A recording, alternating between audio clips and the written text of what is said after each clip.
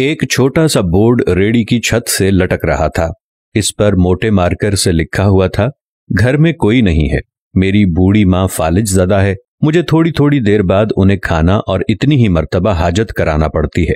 अगर आपको जल्दी है तो अपनी मर्जी से फ्रूट तोलें और पैसे कोने पर रैगजीन के गत्ते के नीचे रख दीजिए। साथ ही रेट भी लिखे हुए हैं, और अगर आपके पास पैसे ना हो तो मेरी तरफ से ले लेना, इजाजत है। वल्लाहु खैरुर राज़िकीन। इधर उधर देखा, पास पड़े तराजू में 2 किलो सेब तोले, दर्जन केले लिए, शॉपर में डाले, प्राइस लिस्ट से कीमत देखी, पैसे निकालकर रेड़ी के फट्टे के गत्ते वाले कोने को उठाया। वहां 100-50 10-10 के नोट पड़े थे। मैंने पैसे उसी में रखकर उसे ढक दिया। इधर उधर देखा कि शायद कोई मेरी तरफ मुतवज्जे हो, और शॉपर उठाकर वापस फ्लैट पर आ गया। इफ्तार के बाद मैं और भाई उधर गए। देखा एक बारिश आदमी, दाढ़ी आधी काली आधी सफेद, हल्के क्रीम कलर कुर्ते शलवार में रेड़ी को धक्का लगाकर बस जाने ही वाला था। वो हमें देखकर मुस्कुराया और बोला, साहिब फल तो खत्म हो गया। नाम पूछा तो बोला, खादिम हुसैन। फिर हम सामने ढाबे पे बैठे थे, चाय आई। कहने लगा कि पिछले 3 साल से अम्मा बिस्तर पर है, कुछ नफसियाती सी भी हो गई है, और अब तो फालिज भी हो गया है। मेरा कोई बाल बच्चा नहीं, बीवी मर गई है, सिर्फ मैं हूं और मेरी अम्मा। अम्मा की देखभाल करने वाला कोई नहीं, इसलिए मुझे हर वक्त अम्मा का ख्याल रखना पड़ता है। एक दिन मैंने अम्मा के पांव दबाते हुए बड़ी नरमी लजाजत से कहा, अम्मा तेरी तीमारदारी को तो बड़ा जी करता है, पर जेब में कुछ नहीं, तू मुझे कमरे से हिलने नहीं देती, कहती है तू जाता है तो जी घबराता है। तू ही बता मैं क्या करूं? अब क्या गैब से खाना उतरेगा? ना मैं बनी इसराइल का जना हूं, ना तू मूसा की मां है, क्या करूं? यह सुनकर अम्मा ने हांफते कांपते उठने की कोशिश की। मैंने तकिया ऊंचा करके उसको बिठाया, टेक लगवाई। उन्होंने झुर्रियों वाला चेहरा उठाया, अपने कमजोर हाथों का प्याला बनाया और न जाने रब्बुल आलमीन से क्या बात की। फिर बोली, तू रेड़ी वहीं छोड़ आया कर, तेरा रिज्क तुझे इसी कमरे में बैठकर मिलेगा।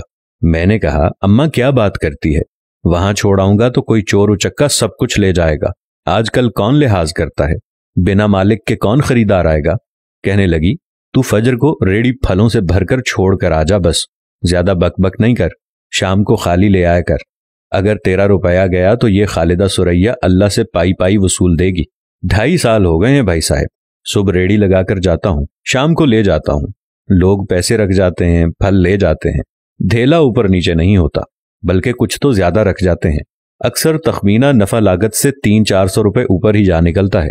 कभी कोई अम्मा के लिए फूल रख जाता है, कभी कोई और चीज।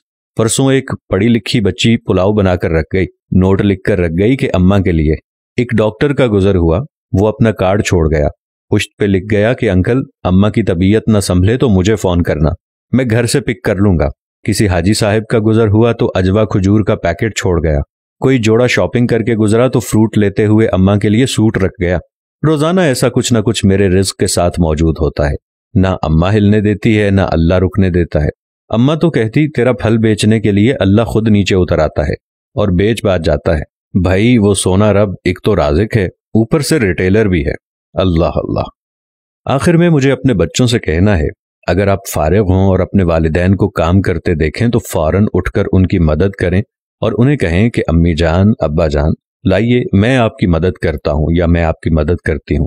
फिर देखें दुनिया और आखिरत की कामयाबियां कैसे तुम्हारे कदम चूमती हैं, इंशाअल्लाह।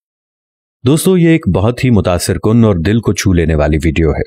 अल्लाह ताला वाकई राज़िक़ हकीकी है। उसने दुनिया अच्छे लोगों से भर रखी है। सिर्फ चंद गुमराह और कम समझ लोगों की वजह से कभी कभी परेशानी बन जाती है, जबकि सारे बंदे दर्जा बदर्जा अच्छे और खूबसूरत दिल और सोच रखते हैं। अल्लाह अच्छे लोगों को जज़ाए खैर अता फरमाए, आमीन। अल्लाह ताला हम सबको वालिदैन की खिदमत करने की तौफीक अता फरमाए, आमीन या रब्बल आलमीन। प्यारा इस्लाम के दोस्तों से अपील है, इस पैगाम को जितना हो सके शेयर करें, शायद आपकी वजह से ये बात किसी के दिल को लग जाए। जज़ाकल्लाह।